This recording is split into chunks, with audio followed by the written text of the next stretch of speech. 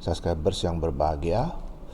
Akhir-akhir ini kita juga disuguhkan ada upaya dari pemerintah melalui mekanisme yang sudah ada itu bekerja sama dengan DPR akan mengesahkan undang-undang tentang perampasan aset itu ya. Jadi beberapa studi di universitas di program magister maupun doktoral itu banyak sekali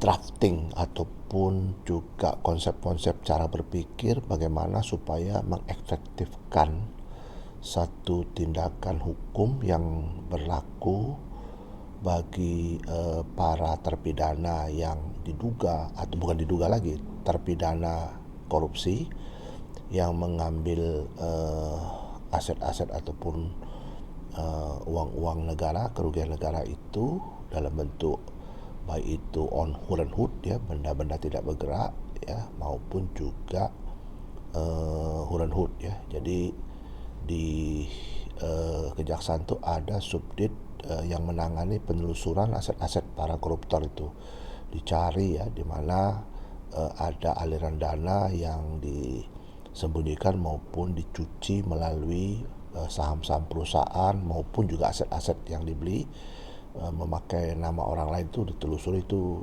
bisa dikategorikan sebagai hasil dari kejahatan. Nah, kalau seandainya undang-undang ini bisa diberlakukan ya, maka kemungkinan besar itu akan apa disebut dengan satu kemajuan dalam penindakan hukum terhadap para koruptor ini. Karena selama ini koruptor hanya dihukum fisiknya dan dikit sekali ya yang didapatkan dari hasil rampasan itu.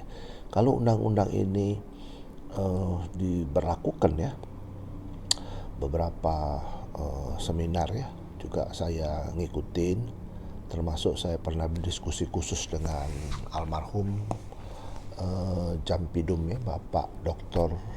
Fadil Jumhana. Itu lama saya berdiskusi sama beliau bagaimana, namun pemikiran-pemikiran yang beliau sampaikan dengan saya itu saya lihat ini selaras dengan pikiran saya. Jadi saya juga mengatakan kepada beliau, memang kalau sudah memiliki putusan ya yang tetap, yang sudah inkrah van huisde itu, sebenarnya memang kejaksaan diberikan kewenangan untuk segera mengeksekusi itu ya. Jadi kewenangan kejaksaan harus diperkuat untuk melakukan tindakan-tindakan seperlunya dalam rangka merampas aset. Aset ini bukan untuk dilelang ataupun dijual, tapi digunakan untuk kepentingan negara. Jadi artinya itu dirampas oleh negara. Nah, hanya saja manajemen perampasan aset ini harus transparan juga ya, masuk kemana uang itu.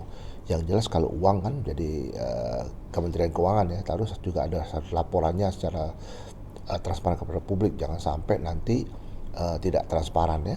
Di samping itu juga ada satu undang-undang lagi yang disebut dengan undang-undang pembatasan uang kartal. Nah, ini juga bagus menurut saya. Kenapa? Karena ini juga dipertanyakan oleh subscribers. Kalau seandainya ini bisa diberlakukan, maka transaksi-transaksi yang besar-besar itu tidak bisa lagi dilakukan secara tunai, tapi sudah melalui sistem perbankan yang gampang dimonitor. Pertama masalah pajaknya, yang kedua masalah kejahatan-kejahatannya yang bisa mencuci uang dalam jumlah yang besar itu, ini bisa ditangani dengan baik oleh aparat penegak hukum. Namun segala sesuatu itu kembali kepada penegak hukumnya juga. Penegak hukumnya juga harus memiliki moral yang baik ya, juga memiliki integritas serta komitmen ya. Jangan sampai nanti menimbulkan masalah lain, masalah baru yang menurut saya itu akan sia-sia semua gitu.